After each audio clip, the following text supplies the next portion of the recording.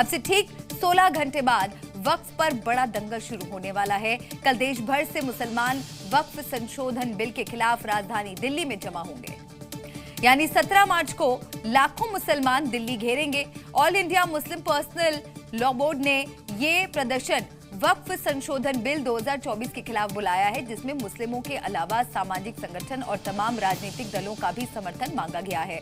मुस्लिम personal law board नए संशोधन के बाद वक्फ में गैर मुस्लिम एंट्री, बोर्ड मीडियम स्तर के अफसरों की एंट्री, बिना दान की जमीन पर मस्जिद जैसे संशोधनों का विरोध कर रहे हैं। और ये तमाम बातें आपको दिखाते हैं इस खास रिपोर्ट में।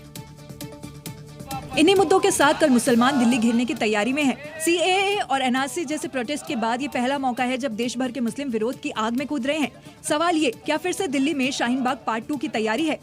ये सिर्फ एक छलावा है, ये अपना रंग दिखाएगी। हमने पहले भी कहा था और मैं आज भी कह रहा हूँ, इसलिए कि सत्ता के नशे में जो है कि चूर हैं और सबको नजरअंदाज करते हुए जा रहे हैं। तो उसमें हम लोग ज़्यादा से ज़्यादा तादाद में शिरकत करने की कोशिश करेंगे और बिल के खिलाफ हम लोग आवाज़ उठाएंगे और जोरदार तरीके से इसकी खिलाफत करेंगे। हम लोगों ने इस बिल के लिए जो है प्रदर्शन किया था और अगर ये बिल वापस गवर्नमेंट ने नहीं लिया तो हम इसके खिलाफ प्रदर्शन करेंगे। ये लखनऊ की जुबान है जो बता रही है कि दिल्ली में कल दंगल कैसा रहने वाला है। हालांकि मुंबई से मुसलमानों ने भी दिल्ली कूच की तैयारी कर ली है। मुंबई और महाराष्ट्र के मुसलमानों से अभी से ये अपील करते हैं कि जब रियासती सतह पर आपको कॉल दी जाए एहतजाज के लिए तो आप लोग लाखों की तादाद में अपने सर जुटाने के लिए तैयार हैं। दिल्ली भरने के लिए वेस्टर्न यूपी का मुसलमान, दिल्ली का मुसलमान, हरियाणा का मुसलमान और पंजाब का मुसलमान दिल्ली को भरने में काफी है।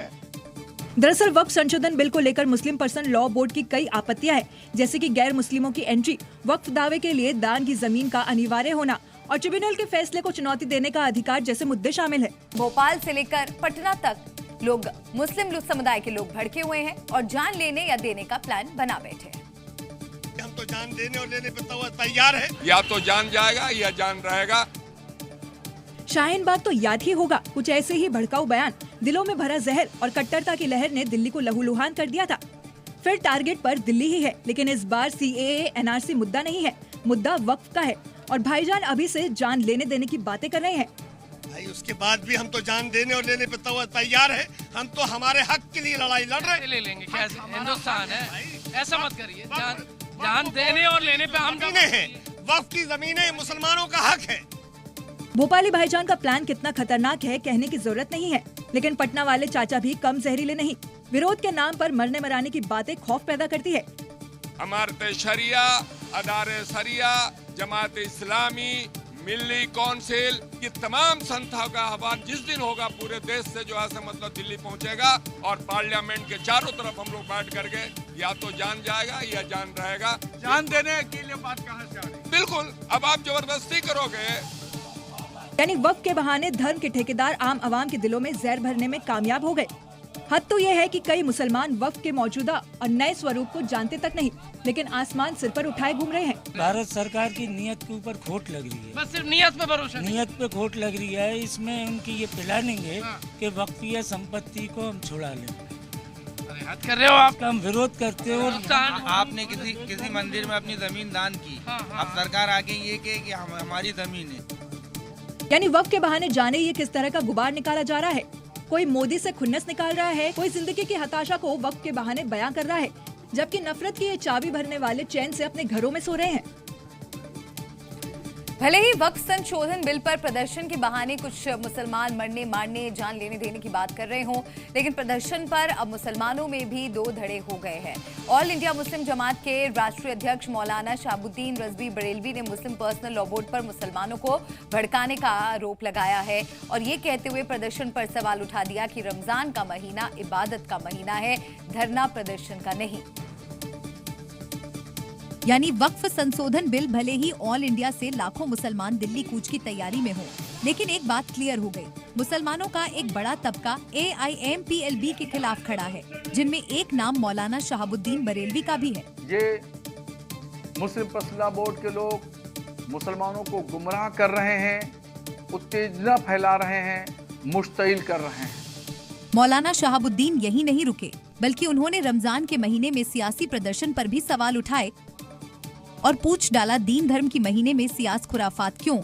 ये कौन सा तरीका है कि रमज़ान शरीफ के मुक़द्दस महीने में धरना प्रदर्शन का ऐलान करना। ये समझना चाहिए इनके लोगों को कि रमज़ान शरीफ का महीना पूरे 11 महीने के बाद एक महीना ऐसा आता है जिसमें खुदा की इबादत की जाती है।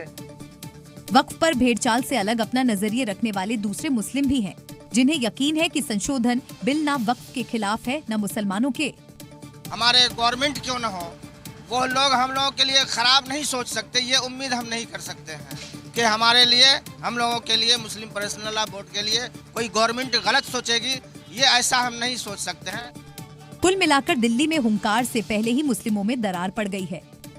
समझदार लोग सरकार के फैसलों पर यकीन जता रहे हैं, तो सावधान लोग दिल्ली घेरने की तैयारी कर रहे हैं। महाराष्ट्र में मुगल शासक औरंगजेब को लेकर विवाद थमता नहीं दिख रहा है। छत्रपति संभाजी महाराज पर बनी बॉलीवुड फिल्म छावा रिलीज होने के बाद जहां सुर्खियों में है, तो वहीं दूसरी तरफ महाराष्ट्र में हिंदुवादी संगठनों ने औरंगजेब की कब्र को हटाने की मांग और तेज कर दी है। विश्व हिंदू परिषद और बजरंग दल ने तो यहां तक चेतावनी दे दी है कि औरंगजेब की कब्र हटाई नहीं गई तो बाबरी स्टाइल में कार सेवा करेंगे। दरअसल 17 मार्च को छत्रपति शिवाजी महाराज की जयंती है। ऐसे में हिंदू संगठन इस मुद्दे को और जोर शोर से उठा रहे हैं। राम मंदिर के लिए जिस तरह हिंदू संगठनों ने 1990 में कार सेवा की थी, कुछ ऐसा ही अब औरंगजेब की कब्र को हटाने के लिए भी आवाज उठने लगी है और 17 मार्च को छत्रपति शिवाजी की जयंती के मौके पर इसका आगाज हो सकता है। विश्व हिंदू परिषद ने सोशल मीडिया पर पोस्ट करके इसकी चेतावनी दी। सोशल मीडिया पोस्ट में लिखा कि औरंगजेब के बाद अब उसकी कब्र की समाप्ति का समय भी आ रहा है। वीएचपी और बजरंग दल के कार्यकर्ता उस दिन संपूर्ण महाराष्ट्र में औरंगजेब की प्रतिमा को हटाने हेतु प्रदर्शन कर स्थानीय जिलाधीश के माध्यम से सरकार को ज्ञापन देकर कहेंगे कि शिवाजी महाराज की पावन धरा से औरंगजेब की कब्र और औरंगजेब मानसिकता का समूल नाश हो। तो वहीं दूसरी ओर मुस्लिम संगठनों ने इस मुद्दे पर महाराष्ट्र सरकार से अपील की है। अभी हिंदू समाज की यह मांग है कि वो कलंकित कब्र वहाँ ना रहे, तो हम बाद में जब शासन हमें पूरी सहायता ना कर पाएगा या वो निकाल नहीं पाएगा तो बजरंग दल उस पर कार सेवा करके वो कब्र नास्तनाबूद करेगा। हम महाराष्ट्र की सरकार से अपील करते हैं कि ऐसे हंगामा करने वाले गिरोह के लगाम दे, शहर में फितना फसाद से उनको बचाया जाए। औरंगजेब का मकबरा महाराष्ट्र के संभाजी नगर के खुलदाबाद में है, जिसे हटाने की मांग हिंदूवादी संगठनों की ओर से करने के बाद महाराष्ट्र की राजनीति गर्मा गई है। वहीं दूसरी ओर बजरंग दल और विश्व हिंदू परिषद के इस ऐलान के बाद महाराष्ट्र की सियासत गर्मा गई। इस मुद्दे पर शिवसेना और शिवसेना उद्धव गुट आमने सामने आ गए और एनडीए के नेताओं का कहना है कि जिस औरंगजेब ने इतना जुल्म ढाया उसकी कब्र का महाराष्ट्र की धरती पर क्या काम। तो उद्धव गुट ने पलटवार करते हुए कहा कि बजरंग दल और विश्व हिंदू परिषद हिंदू और मुसलमानों को लड़ाने का काम कर रहे हैं।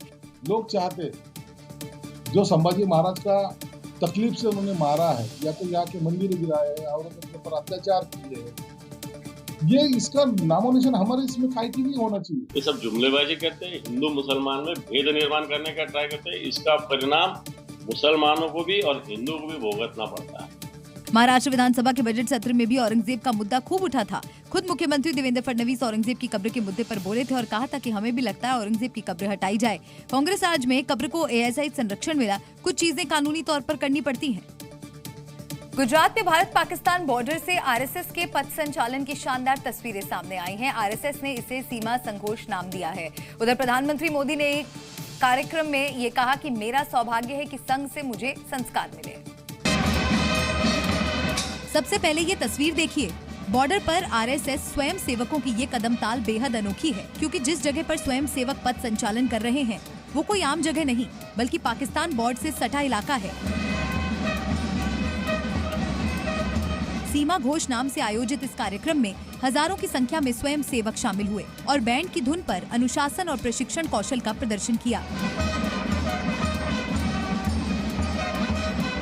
वहीं प्रधानमंत्री मोदी ने भी आरएसएस की तारीफ की है और कहा, मैं सौभाग्यशाली हूं कि आरएसएस से मुझे संस्कार मिले।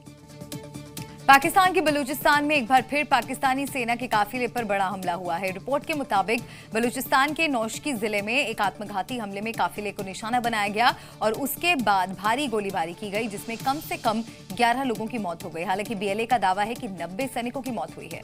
और बलूचिस्तान में ट्रेन हाईजैक करने वाले अलगाववादी सशस्त्र समूह बलूचिस्तान लिबरेशन आर्मी ने इस हमले की जिम्मेदारी ली है।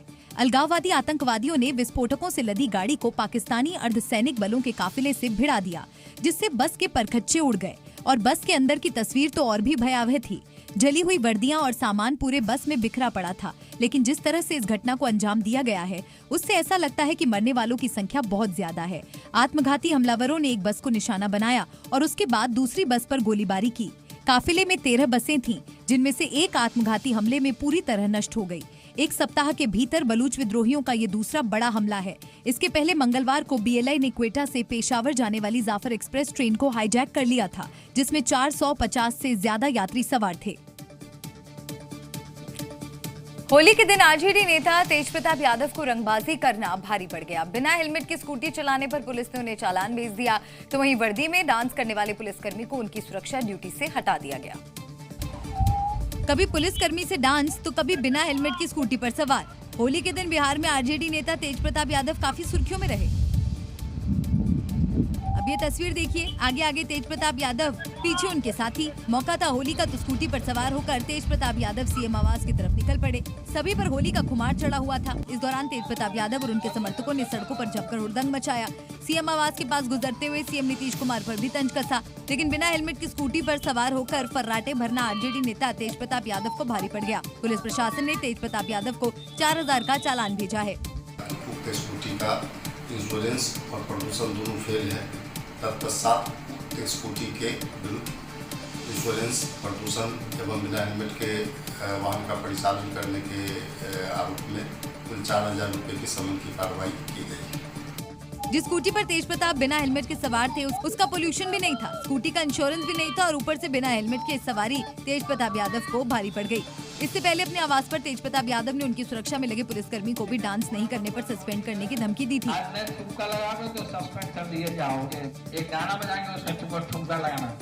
तेजप्रताप यादव ने जिस पुलिसकर्मी से डांस करवाया था, उस पर भी गाजगिरी है। SSP के आदेश पर डांस करने वाले सिपाही को उनकी सुरक्षा से हटा दिया गया है। दिल्ली विधानसभा चुनाव में बारिश के दौरान राजधानी में जलभराव का मुद्दा भी अहम रहा और जब से दिल्ली में बीजेपी की सरकार बनी है, खुद मुख्यमंत्री रेखा गुप्ता यमुना सफाई और मिशन मॉनसून में जुट गई हैं और इसके लिए सीएम रेखा गुप्ता दिल्ली के अलग अलग इलाकों का सर्वे कर रही हैं ताकि मॉनसून आने से पहले दिल्ली में जलभराव की समस्या से लड़ने की पुख्ता तैयारी हो सके, साथ ही यमुना नदी में गिरने वाले गंदे नालों के लिए प्लान बनाया जा सके। और इसके लिए मुख्यमंत्री रेखा गुप्ता लेफ्टिनेंट गवर्नर और तमाम अधिकारियों के साथ बारापुल्ला पुल पर पहुंची और ड्रेनेज सिस्टम का जायजा लिया और बारिश से पहले जमीनी स्तर पर काम करने के लिए बाढ़ और सिंचाई विभाग को सख्त निर्देश दिए। साथ ही ड्रेन्स की सफाई के लिए बजट भी बताने को कहा। यानी बारिश में दिल्ली में पानी न भरे, इसकी पहले से पूरी तैयारी शुरू कर दी गई है। इस बार दिल्ली वो तैयारी कर रही है कि दिल्ली में पानी कहीं जाम ना हो, नाले कहीं ओवरफ्लो ना हो और दिल्ली बेहतर दिखे। दिल्ली के मुख्यमंत्री रेखा गुप्ता अब तक 3 ऐसे ड्रेन्स वाले पुल का दौरा कर चुके हैं, जिनकी युद्ध स्तर पर सफाई होनी है। दिल्ली की नई सरकार भले ही मिशन मोड पर काम कर रही हो, लेकिन आम आदमी पार्टी अभी भी पुराना राग आलप रही है। मैं समझता हूँ कि मुख्यमंत्री सभी वर्गों से मुलाकात करें। उसको मुलाकात करने में कोई दिक्कत नहीं, क्योंकि मैं देख रहा हूँ जब से वो मुख्यमंत्री बनी है मुलाकात ही कर रही हैं। दरअसल बारिश के मौसम में दिल्ली के तमाम इलाकों में बाढ़ जैसे हालात हो जाते हैं और इसके लिए दिल्ली के ड्रेनेज सिस्टम और सरकार को जिम्मेदार ठहराया जाता है। लेकिन अब देखना ये होगा कि रेखा सरकार की ये तैयारी कितना रंग लाती है। पंजाब में मुख्यमंत्री बदलने की अटकलें और दिल्ली चुनाव नतीजों के बाद ध्यान मुद्रा में चले गए केजरीवाल पहली बार मीडिया के सामने आए और पंजाब के सीएम को लेकर अफवाह के बाजार में तैरती हर खबर पर ब्रेक लगा दिया। यानी पंजाब में भगवंत मान को अभय दान मिल गया। केजरीवाल ने साफ कर दिया कि मान ही सीएम हैं और आगे भी वही रहेंगे। अब पंजाब में सीएम चेंज करने जा रहे हैं, ऐसा है कुछ नहीं मिलता। मान साहब 5 साल पूरे करेंगे, आप चिंता मत कीजिए, और अगले 5 साल भी पूरे करेंगे। दरअसल दिल्ली की सत्ता से बेदखल होने के बाद सोशल मीडिया पर तेजी से एक एजेंडे ने रफ्तार पकड़ी कि अरविंद केजरीवाल पंजाब में मान को मुख्यमंत्री पद से हटाने वाले हैं। दावे किए जाने लगे कि केजरीवाल खुद पंजाब की कुर्सी पर बैठने वाले हैं। यहाँ तक कि कई बीजेपी नेता भी इन अफवाहों को हवा देते नजर आए। उन लोगों के पास फ्रस्ट्रेशन है, जो उनके मुखिया हैं केजरीवाल जी, वो मुंह में फेविकॉल डालकर घूम रहे हैं। वो कहते हैं कि मैं पंजाब में दिल्ली की सत्ता को जब से निकाले गए हैं तो पंजाब में कुर्सी ढूंढ रहे हैं। सिरसा का ये बयान एक दिन पहले ही आया था, जिसके बाद केजरीवाल ने अब पंजाब को लेकर चल रही हर अटकलों को खारिज कर दिया है। पंजाब में मान सरकार नशे के खिलाफ बड़ा अभियान चला रही है। पंजाब पुलिस एक के बाद एक ड्रग्स माफिया की कमर तोड़ रही है और उनके ड्रग्स कार्टेल को तहस नहस करने में लगी है। लेकिन नशे के खिलाफ इस अभियान से पाकिस्तान में खलबली मच गई है। और ये दावा किया है पंजाब से आम आदमी पार्टी सांसद मालविंदर कंग ने। मालविंदर के मुताबिक पंजाब में ड्रग्स माफिया के खिलाफ कार्रवाई से पाकिस्तान बौखला गया है। कमर तोड़ी जा चुकी है नशा सप्लाई की, उससे सबसे ज्यादा परेशानी पाकिस्तान को हो रही है, क्योंकि पाकिस्तान हमेशा हमारे यहाँ नशे, इलीगल वेपन भेजने का प्रयास करता रहा है। और इसका सबसे ताजा उदाहरण है कि जो जालंधर में ग्रेनेड हमला हुआ, उसकी जिम्मेवारी जो है वो शहजाद भट्टी ने ली है, जो नोटोरियस गैंगस्टर है पाकिस्तान का। दरअसल ये दावा इसलिए भी किया जा रहा है क्योंकि पंजाब का एक वीडियो वायरल हुआ था जिसमें 2 युवक एक मंदिर पर हैंड ग्रेनेड से हमला करते हैं, जिसके बाद पंजाब के मुख्यमंत्री और पुलिस अधिकारियों ने ये आरोप लगाया गया कि पाकिस्तानी खुफिया एजेंसी ISI सुरक्षा एजेंसियों का ध्यान भटकाने के लिए बेरोजगार युवाओं और गरीबों का इस्तेमाल करके ये काम करवा रही है। पंजाब के सीमावर्ती जिलों में लगातार नशा तस्करों पर कार्रवाई हो रही है। इसका सीधा नुकसान पाकिस्तान को हो रहा है और ISI इस कार्रवाई से बुरी तरह बौखला चुकी है, क्योंकि बॉर्डर पार से हो रहे नशे के व्यापार को बढ़ाने के लिए अब पंजाब में लोग नहीं मिल रहे। लेकिन जिस तरह से मंदिर पर ग्रेनेड हमले की जिम्मेदारी पाकिस्तान में बैठे शहजाद भट्टी ने ली है, उससे पाकिस्तान की साजिश का पर्दाफाश हो गया। पंजाब में नशा तस्करों के खिलाफ एक्शन से भले ही पाकिस्तान बौखला गया है, लेकिन मान सरकार का ड्रग्स के खिलाफ मुहिम जारी है। आज भी फिरोजपुर में एक नशा तस्कर की संपत्ति पर बुलडोजर कार्रवाई की गई। और फिरोजपुर की पुलिस टीम पूरे दलबल के साथ बॉर्डर इलाके के हजारा सिंह वाला गांव पहुंची और ड्रग्स तस्कर गुरचरण सिंह की अवैध प्रॉपर्टी पर बुलडोजर चलवा दिया। इस घर को गुरचरण सिंह ने नशे की कमाई से बनाया था। साथ ही उस पर NDPS एक्ट के तहत तमाम मामले भी दर्ज थे। सरहदी गांव हजारा सिंह वाला में आज पुलिस का एक्शन नजर आया है। नशा तस्कर जिस पर 15 से 20 जो है NDPS के मुकदमे दर्ज थे, उसकी प्रॉपर्टी को जो है JCB की मदद से तोड़ा जा रहा है, जो उसने नशे की कमाई करके कमाई गई थी।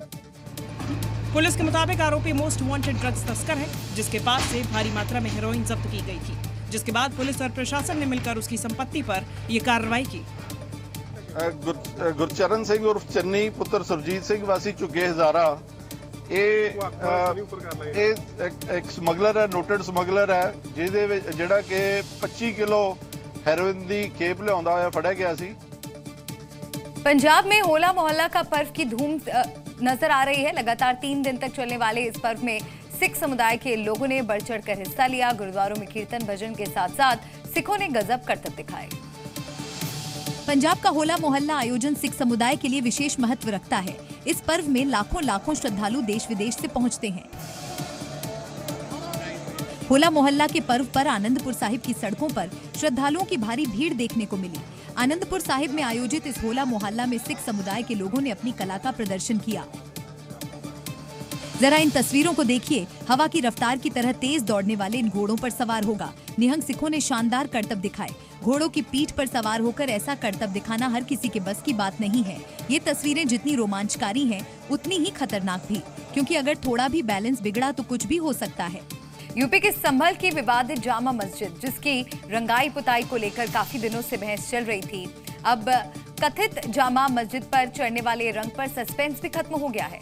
संभल की इस मस्जिद में रंगाई का काम शुरू हो गया है। ASI की निगरानी में मस्जिद में सफेदी की जा रही है। पहले बाहरी दीवारों की साफ सफाई हुई, फिर सफेदी लगने का काम शुरू किया गया। इसी के साथ मस्जिद के रंग को लेकर उठा विवाद भी अब खत्म हो गया है। क्योंकि संभल के जामा मस्जिद में रंगाई पुताई को लेकर पिछले कई दिनों से विवाद चल रहा था। हाईकोर्ट के आदेश के बाद मस्जिद पर आखिरकार सफेदी का काम शुरू हो गया। पहले सिर्फ सफेदी का काम किया जा रहा है और उसके बाद जब ये ऊपर की सारी 4 दीवारी जो साई जामा मस्जिद की है वो पेंट हो जाएगी, उसके बाद ये काम नीचे की साइड शुरू होगा। नीचे भी देखें आप तो सफाई का कार्य शुरू कर दिया गया है। पुताई के लिए मजदूरों को दिल्ली से बुलाया गया है। 8 मजदूरों की टीम मस्जिद में पुताई का काम कर रही है और इसके साथ ही ये विवाद भी लगभग खत्म हो गया है कि इसे किस रंग से रंगा जाए, क्योंकि अभी सिर्फ मस्जिद में सफेदी करने के आदेश मिले हैं। फरमान जी, सिर्फ सफेदी का प्रयोग चल रहा है? जी जी, कोई और कलर की बातें हो रही थी? ना अभी कोई नहीं, सब वाइट होगा। यानी मस्जिद पर अभी सिर्फ सफेदी ही की जा रही है। दरअसल मस्जिद में रंग को लेकर काफी विवाद हुआ। मुस्लिम पक्ष ने इस पर हरा रंग करने का प्रस्ताव दिया था, तो हिंदू भगवा रंग करने पर अड़े रहे। लेकिन हाईकोर्ट के आदेश के बाद मस्जिद पर अभी सिर्फ सफेद चूना लगाया जा रहा है। यहाँ पर जो रंगाई पुताई हो वो ना तो हिंदू के हिसाब से होनी चाहिए, अगर मुस्लिमों के हिसाब से होती है तो हिंदुओं के हिसाब से भी होनी चाहिए। अगर वो हरा रंग पोतने का प्रयास करेंगे तो हमारी मांग ये रहेगी कि उसमें भगवा पुताई हो, अन्यथा भगवा पुताई नहीं हो रही है तो उसमें हरे रंग की भी पुताई नहीं होनी चाहिए। कि पैगंबर इस्लाम सल्लल्लाहु ताला अलैहि वसल्लम को दो रंग ज्यादा पसंद है, एक सफेद और दूसरा हरा, इसलिए जामा मस्जिद संभल की पुताई हरे रंग से करने के लिए वहां के मुसलमानों ने पसंद किया और इंतजामिया कमेटी ने पसंद किया। हिंदू संगठनों ने मस्जिद में भगवा कलर करने को लेकर डीएम को लेटर भी लिखे हैं। फिलहाल मस्जिद पर सफेद पुताई की जा रही है। मस्जिद की रंगाई पुताई में करीब 10 दिन लगेंगे। उत्तराखंड में चारधाम यात्रा शुरू होने में अभी थोड़ा समय है। केदारनाथ धाम यात्रा शुरू होने से पहले इस बार विवादों में घिरती नजर आ रही है, क्योंकि केदारनाथ धाम में गैर हिंदुओं के प्रवेश पर रोक लगाने की तैयारी की जा रही है। केदारनाथ सीट से बीजेपी ने विधायक आशा नौटियाल का कहना है कि कुछ गैर हिंदू तत्व केदारनाथ धाम की पवित्रता को भंग करने का प्रयास कर रहे हैं। उन्होंने कहा कि केदारनाथ धाम को बदनाम करने के लिए वहां पर मांस, मछली और शराब परोसने का काम किया जा रहा है। उनके इस बयान से नया विवाद शुरू हो गया है, क्योंकि इस बार चार धाम यात्रा की शुरुआत अक्षय तृतीया यानी 30 अप्रैल 2025 से होने जा रही है। केदारनाथ धाम के कपाट 2 मई से खुलेंगे। इससे पहले केदारनाथ में गैर हिंदुओं की एंट्री बैन करने के मुद्दे ने तूल पकड़ना शुरू कर दिया। यदि कुछ लोग इस तरह की हरकत जो केदारनाथ धाम को बदनाम करने का काम कर रहे हैं, तो ऐसे लोगों पे प्रतिबंध लगना चाहिए। केदारनाथ में गैर हिंदुओं के प्रवेश पर रोक के पीछे का तर्क ये है कि गैर हिंदू केदारनाथ धाम को बदनाम करने के लिए वहां पर मांस, मछली और शराब परोसने का काम करते हैं। वहीं हरिद्वार के संतों ने आशा नौटियाल का समर्थन करते हुए केदारनाथ ही नहीं, चारों धामों में गैर हिंदुओं की एंट्री पर रोक लगाने की मांग की। केदारनाथ धाम ही नहीं अपितु चारों धामों में गैर हिंदुओं का प्रवेश वर्जित होना चाहिए और वहां पर किसी भी प्रकार का व्यापार भी प्रतिबंधित करना चाहिए। गैर हिंदू व्यापार की आड़ में हिंदू बहन बेटियों को लिविंग जिहाद का शिकार बनाते हैं। ये पहला मौका नहीं है जब हिंदुओं के पवित्र स्थान पर गैर हिंदुओं के प्रवेश पर पाबंदी की मांग उठी हो। इससे पहले भी प्रयागराज महाकुंभ में गैर हिंदुओं की एंट्री बैन करने की मांग का मुद्दा खूब सुर्खियों में छाया रहा। इस पर जमकर सियासत भी हुई। अब केदारनाथ धाम में भी गैर हिंदुओं की एंट्री बैन की मांग ने नई बहस छेड़ दी है। मध्य प्रदेश का मऊगंज उस वक्त सुलग उठा जब एक युवक की अपहरण के बाद पीट-पीट कर उसकी हत्या कर दी गई। सूचना पर जब पुलिस मौके पर पहुंची तो आरोपियों ने पुलिस टीम पर भी हमला कर दिया, जिसमें एक एएसआई की मौत हो गई। उधर इलाके में तनाव को देखते हुए भारी पुलिस फोर्स तैनात कर दी गई। तो सीएम मोहन यादव ने मौके पर पुलिस के अधिकारियों को भेजा है और दोषियों के खिलाफ सख्त कार्रवाई के निर्देश दे दिए हैं। गली में पड़े पत्थर, खून के निशान, लाठी डंडे और लोहे की रॉड उस दिल दहला देने वाली वारदात की कहानी खुद बयां कर रही हैं, जो आरोपियों ने शाहपुर के गडरा गांव में अंजाम दी। आरोप है कि बेटे की हत्या का बदला लेने के लिए परिवार के लोगों ने युवक को किडनैप कर कमरे में बंद किया और उसे पीट-पीट कर मौत के घाट उतार दिया। सूचना पर जब पुलिस प्रशासन की टीम पहुंची और कमरे का दरवाजा खोला तो उन्हें किडनैप युवक मृत अवस्था में मिला। तब पुलिस ने आरोपियों को हिरासत में लिया, लेकिन तभी गांव में मौजूद लोगों ने लाठी डंडों और पत्थरों से पुलिस टीम पर ही हमला कर दिया। इस हमले में गंभीर रूप से घायल एएसआई रामचरण गौतम की मौके पर ही मौत हो गई, जबकि तहसीलदार समेत कई पुलिसकर्मी घायल हुए, जिन्हें इलाज के लिए अस्पताल में भर्ती कराया गया। पुलिस पर हमले की खबर मिलते ही अधिकारी फोर्स के साथ मौके पर पहुंचे और 5 आरोपियों को गिरफ्तार किया, जिसमें एक महिला भी शामिल है। वहीं जो आरोपी फरार हैं, उनकी तलाश जारी है। सीएम मोहन यादव ने इस घटना को बेहद दुर्भाग्यपूर्ण और अमानवीय बताया। उन्होंने पुलिस अधिकारियों को आदेश दिए कि दोषियों के खिलाफ कठोर से कठोर कार्रवाई करें। मऊगंज की घटना में दोषियों को छोड़ा नहीं जाएगा और जिस ढंग से घटना घटी है, मैं मृतक परिवार के प्रति हार्दिक संवेदना भी व्यक्त करता हूँ। हमने अपने वरिष्ठ अधिकारियों को, डीजीपी को और माननीय प्रभारी मंत्री को मौके पर भेजा भी है। क्या बिहार में खाकी सेफ नहीं?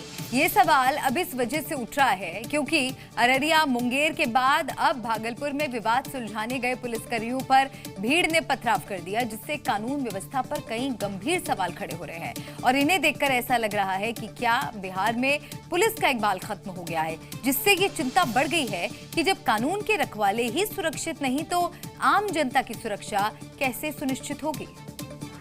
सड़क पर जान बचाते पुलिसकर्मी और इन्हें भगाती लोगों की भीड़, कोई पत्थर फेंक रहा तो कोई ईंट फेंक रहा तो कोई इन पुलिस वालों को बस दौड़ाए जा रहा है। घटना उस वक्त की है जब कासड़ी माधोरामपुर गांव में बच्चों के बीच किसी बात को लेकर विवाद हुआ था, जिसे लेकर दो पक्ष आमने सामने आ गए। जिसके बाद पुलिस इस विवाद को सुलझाने के लिए पहुंची तो भीड़ ने पुलिसकर्मियों पर पथराव कर दिया, जिसमें बच्चे भी शामिल बताए जा रहे हैं। वहीं पथराव के बाद पुलिसकर्मी अपनी जान बचाकर भागे, जिसमें एएसआई समेत 5 पुलिसकर्मी घायल हुए। सूचना पर पुलिस के अधिकारी दूसरे थानों की फोर्स लेकर पहुंचे और स्थिति को संभाला और पथराव में शामिल 5 आरोपियों को गिरफ्तार किया। इसमें 5 लोगों को गिरफ्तार किया गया। इनकी पहचान की गई है। इनको गिरफ्तारी कर जेल भेजने के लिए अग्रसर कार्रवाई की जा रही है। इस लोगों पर नामित एफआईआर है और 10 से 15 अज्ञात पे एफआईआर की गई है। वहीं भागलपुर में पुलिस टीम पर हुए हमले को लेकर आरजेडी नेता तेजस्वी यादव ने इसका वीडियो शेयर किया और नीतीश सरकार पर निशाना साधते हुए लिखा कि नीतीश कुमार के कार्यकाल में सर्वाधिक पुलिसकर्मी और अधिकारियों की हत्या हुई है। सीएम नीतीश कुमार को बिहार का सुशासन बाबू कहा जाता है, लेकिन आजकल राज्य में जिस तरह से खाकी पर अटैक हो रहे हैं, जिससे कानून व्यवस्था पर कई सवालिया निशान खड़े हो गए। एक हफ्ते में बिहार में अररिया, मुंगेर, नवादा और समस्तीपुर में हमले हो चुके हैं, जिसमें 2 एएसआई की मौत हो गई। हफ्ते भर में 2 पुलिस अधिकारियों की हत्या के बाद मुख्यमंत्री नीतीश कुमार के इकबाल पर भी सवाल उठ रहे हैं। लोगों का हंगामा और मारपीट की तस्वीरें समस्तीपुर के रोसद्धा इलाके की बताई जा रही है, जहां दुकान से उधार सामान को लेकर 2 पक्ष आमने सामने आ गए। दोनों पक्षों के बीच जमकर मारपीट और लाठी डंडे चले। हंगामे की सूचना पर जब पुलिस पहुंची तो आरोपियों ने पथराव कर दिया, जिसमें कुछ पुलिसकर्मी घायल हुए। मामले में कार्रवाई करते हुए पुलिस ने 5 आरोपियों को गिरफ्तार कर लिया है। मुंगेर के मुफस्सिल इलाके में यही वही जगह है जहां एएसआई संतोष कुमार पर हमला हुआ। खून के ये छींटे इसकी गवाही दे रहे हैं कि एएसआई को कितनी बेरहमी से मारा गया। बताया जा रहा है कि आरोपियों ने घायल एएसआई संतोष को एक जगह से दूसरी जगह घसीटा। बताया जा रहा है कि 14 मार्च की शाम नंदलालपुर में 2 रिश्तेदारों के बीच झगड़ा हुआ। एएसआई संतोष कुमार एक विवाद सुलझाने के लिए पुलिस टीम के साथ पहुंचे। इस दौरान एक पक्ष के लोगों ने एएसआई संतोष कुमार पर रॉड से हमला कर दिया। घायल एएसआई संतोष कुमार को इलाज के लिए अस्पताल ले जाया गया, जहां उनकी मौत हो गई। अररिया में एएसआई की हत्या हैरान करने वाली है, जहां फुलकाहा थाने में तैनात एएसआई राजीव कुमार अपराधी को पकड़ने के लिए पहुंचे थे। पुलिस ने अपराधी को हिरासत में ले भी लिया था, लेकिन उसे छुड़ाने के लिए अचानक ग्रामीणों की भीड़ आ गई और पुलिस पर हमला कर दिया। इस दौरान हुई धक्का मुक्की में एएसआई गंभीर रूप से घायल हो गए और उनकी मौके पर ही मौत हो गई। उधर नवादा में भी पुलिस टीम पर हमले का मामला सामने आया है। यहाँ पति पत्नी के बीच विवाद सुलझाने गई पुलिस कर्मियों पर कुछ लोगों ने हमला बोल दिया, जिसमें कुछ पुलिसकर्मी घायल बताए जा रहे हैं। ऐसे में विपक्ष नीतीश सरकार पर निशाना साध रहा है, तो वहीं मंत्री नीरज बबलू ने दावा किया अपराधियों पर एक्शन जारी है और जरूरत पड़ी तो उनका एनकाउंटर भी किया जाएगा। जरूरत पड़ा इनकाउंटर करने का तो इनकाउंटर भी किया जाएगा। इससे अपराधी का इस राज्य में मनोबल नहीं बढ़ने दिया जाएगा। होली पर हुड़दंग मचाने वालों पर यूपी पुलिस का एक्शन जारी है। पीलीभीत पुलिस ने तो घूंघट वाली महिला हुड़दंगियों को भी नहीं बख्शा और अभियान चलाकर कई महिलाओं सहित 17 लोगों को जेल भेजा। चेहरे पर 1 फीट लंबा घूंघट, हर कदम ऐसा जैसे आज भी बहू की मेहंदी ना उतरी हो, लेकिन कारनामे सुनेंगे तो माथा पीट लेंगे। आगे आगे बहू, पीछे पीछे सासू माँ। थाने में इनकी परेड यूं ही नहीं लगवाई जा रही है। यूपी पुलिस की नजर में ये हुड़दंगी हैं, जिन्होंने होली पर शांति में खलल डाली। यानी इस घूंघट के पीछे वो लड़ाकू चेहरा छिपा है, जिसे उजागर करने के लिए पुलिस को गिरफ्तार करना पड़ गया। तस्वीरें पीलीभीत जिले की हैं, जहां पुलिस ने अलग अलग इलाकों में शांति और हुड़दंग फैलाने वाले करीब 17 लोगों को गिरफ्तार कर शांति भंग में चालान किया, जिसमें 4 महिलाएं भी शामिल हैं। होली पर एक पति ने पत्नी के खून से होली खेल पूरे मध्य प्रदेश को सन्न कर दिया। खबर रतलाम जिले से है, जहां पति ने सिर्फ इस बात पर पत्नी की हत्या कर दी क्योंकि उसने चिढ़ाने के लिए किसी दूसरे मर्द से बात करने का ताना मारा था। 15 साल से भी ज्यादा वक्त पुरानी शादी, लेकिन रिश्तों में अनबन और एक दूसरे पर शक। 7 जन्मों का बंधन चाकू के 7 वार से हमेशा हमेशा के लिए टूट गया। ये खौफनाक वारदात रतलाम के रानी गांव की है। पुलिस के मुताबिक आरोपी पति चरित्र पर शक करता था, जिसके चलते विवाद हुआ और पत्नी मायके जाकर रहने लगी। में रह रही थी। जब वो वापस नहीं लौटी तो होली की रात उसका पति रानीगांव पहुंचा। इस दौरान भी दोनों में विवाद हुआ। पति ने पूछा, तुम घर कब चलोगी? तो पत्नी ने जवाब दिया, जब मन करेगा तब आऊंगी। पलटकर पति ने फिर सवाल किया, तुम किसी से बात करती हो क्या? पत्नी ने जवाब दिया, मैं किसी से भी अब बात करूं तुम्हें क्या। इतना सुनते ही पति का पारा हाई हो गया और ताबड़तोड़ चाकू से हमला कर दिया। हमले के फौरन बाद महिला को अस्पताल ले जाया गया, लेकिन तब तक उसकी मौत हो चुकी थी। बिहार के हाजीपुर से खौफनाक खबर सामने आई है। यहाँ प्रेमी से बात कर रही पत्नी को टोकना पति को भारी पड़ गया। गुस्से में पत्नी ने ऐसा खौफनाक कदम उठाया कि पूरा बिहार सन्न रह गया। घटना होली के दिन की है। जब पति रंग खेलकर घर पहुंचा तो पत्नी किसी से बात कर रही थी। मोबाइल चेक करने पर पता चला कि फोन पर कोई और नहीं बल्कि बीवी का लवर है। लेकिन प्रेमी का सच सामने आने के बाद बीवी गुस्से से भर गई और धारदार हथियार से पति के प्राइवेट पार्ट पर हमला कर दिया। जब तक परिवार वाले कुछ समझ पाते, मिथिलेश की बॉडी से इतनी ब्लीडिंग हुई कि उसकी जान चली गई। घटना के बारे में सूचना मिलते ही पुलिस की टीम भी मौके पर पहुंच गई और पत्नी को हत्या के आरोप में गिरफ्तार कर लिया। पूछताछ में पता चला कि बीवी का कई सालों से अफेयर चल रहा था, लेकिन पति को ये बात पता चलने के बाद राज फाश होने के डर से उसने ये खौफनाक कदम उठाया। अगर आप इलेक्ट्रिक स्कूटी चलाते हैं तो थोड़ा सावधान हो जाएं, क्योंकि यूपी के मुरादाबाद से जो तस्वीरें सामने आई हैं वो आपको जरूर सावधान रहने के लिए मजबूर करेंगी, क्योंकि यहाँ घर में खड़ी स्कूटी में अचानक ब्लास्ट हो गया। जिसकी तस्वीरें घर में लगे सीसीटीवी में कैद हुई, जिसमें देखा जा सकता है कि अचानक स्कूटी से पहले धुआं निकलता है और फिर उसमें से चिंगारी उठी और फिर देखते ही देखते स्कूटी में जोरदार धमाका होता है, जिससे चारों तरफ बस धुएं का गुबार दिखाई दिया और स्कूटी में भयानक आग लग जाती है, जिसके बाद स्कूटी धू धू कर जल उठी। वीडियो में साफ देखा जा सकता है कि स्कूटी से कैसे आग की भीषण लपटें उठी। स्कूटी में आग लगने के बाद चारों तरफ बस आग और धुआं ही नजर आया। गनीमत ये रही कि जब ये हादसा हुआ तब वहाँ कोई मौजूद नहीं था, वरना किसी की जान भी जा सकती थी। स्कूटी से पहले धुआं निकलना शुरू हुआ, इसके बाद तेज चिंगारियां निकली और पल भर में तेज आवाज के साथ स्कूटी फट पड़ी। धमाके की आवाज इतनी तेज थी कि आसपास के लोग भी सहम गए। करीब 9 महीने से अंतरिक्ष में फंसी अमेरिकी एस्ट्रोनॉट सुनीता विलियम्स और बुच विल्मोर की वापसी का रास्ता साफ हो गया है। एलॉन मस्क की कंपनी स्पेसएक्स का स्पेसक्राफ्ट ड्रैगन करीब 28 घंटे बाद इंटरनेशनल स्पेस स्टेशन पहुंच गया। दरअसल दोनों एस्ट्रोनॉट्स बोइंग और नासा के joint crew flight test mission पर पिछले साल जून में अंतरिक्ष में गए थे, लेकिन स्टारलाइनर में आई खराबी की वजह से अब तक वापसी नहीं हो सकी थी। और जैसे ही अंतरिक्ष में स्पेसएक्स का अंतरिक्ष यान इंटरनेशनल स्पेस स्टेशन पहुंचा, माहौल खुशनुमा हो गया।